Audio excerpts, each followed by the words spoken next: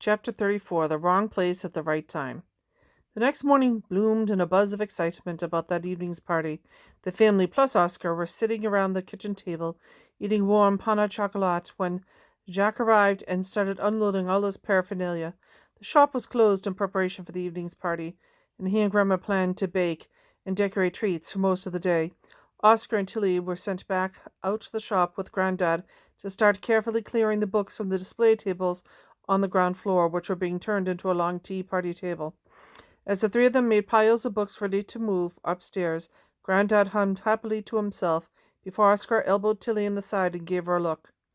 Tilly took a deep breath. Grandad? Yes, love. Can I talk to you?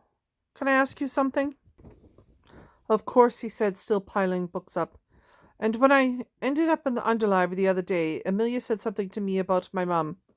Grandad put his pile of books down and went to sit on the stairs, patting the step next to him for Tilly as Oscar continued sorting books nearby.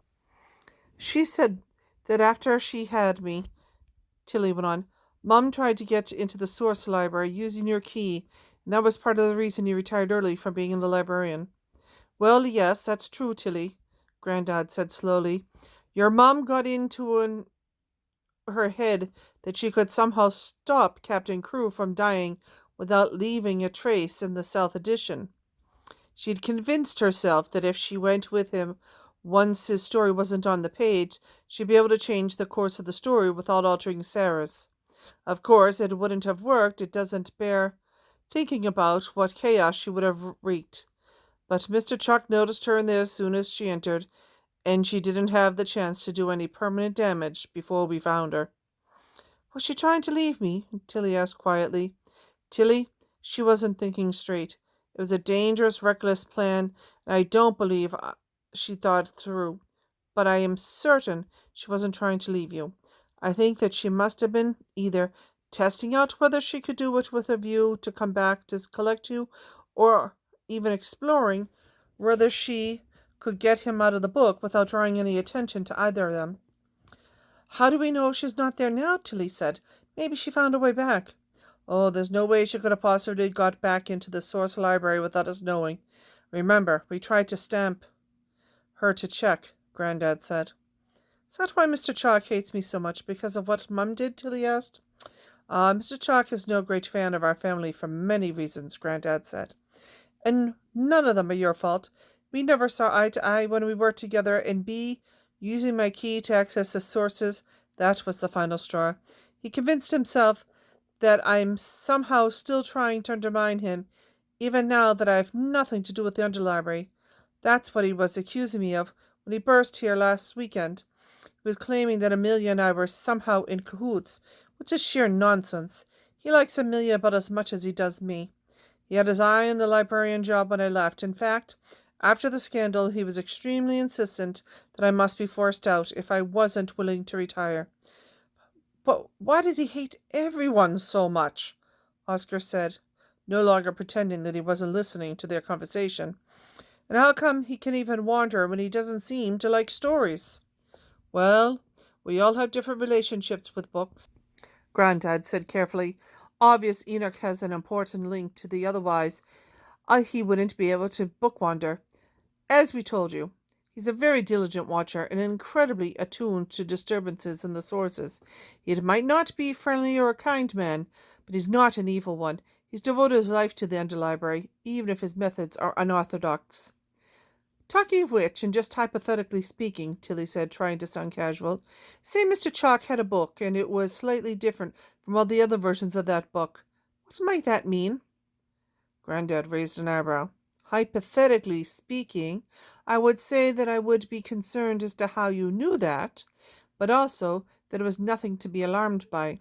If you were to read a book that had someone wandering inside, you would see the results of them being there temporarily on the page until they left.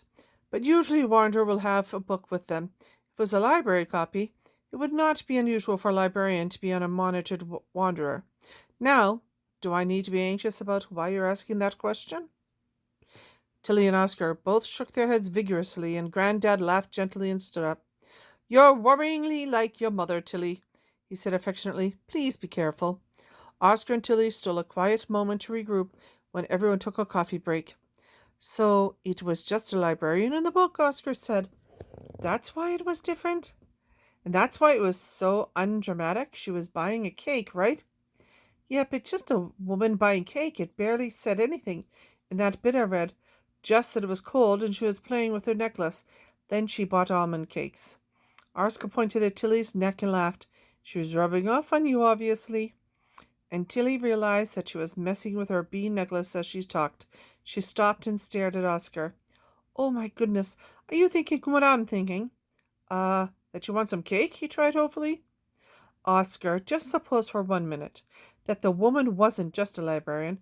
Just suppose that that woman was my mother, Tilly said, fizzing with excitement. No, no, no, Tilly said urgently. You've missed out.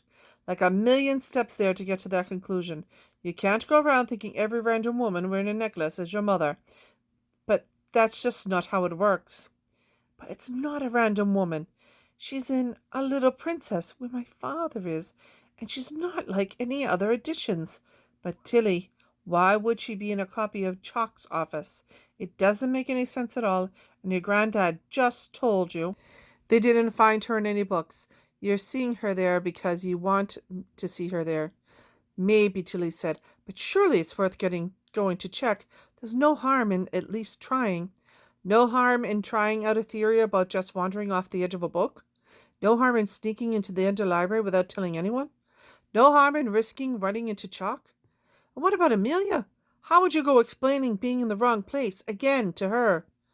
Well, you never know what you might find being in the wrong place at the right time, Tilly said. Did you read that in a book? Oscar said. Tilly grinned.